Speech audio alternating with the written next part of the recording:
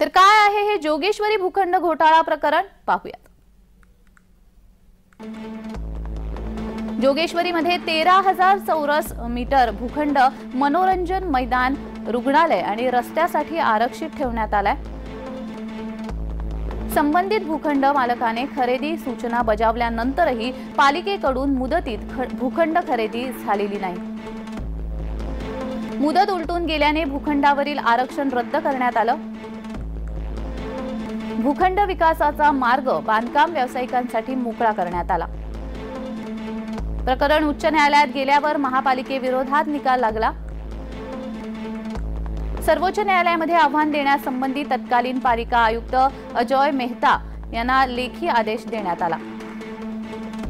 नियोजन विभागामध्ये फाईल असताना तत्कालीन आयुक्तांच्या शेऱ्यात खाडाखोड करण्यात आली। प्रकरण सर्वोच्च न्यायालयामध्ये जाऊ नये असा बदल त्यामध्ये करण्यात आला। फाईलवरील शेऱ्यातील फेरफार प्रकरणी पालिकेकडून आझाद मैदान पोलीस ठाण्यामध्ये तक्रार नोंदवण्यात आली। सर्वोच्च न्यायालयामध्ये सुनावणी दरम्यान पालिकेकडून वकील गैरहजर होते। घोटाळ्या प्रकरणी पालिकेचे 4 अधिकारी निलंबित झालेत।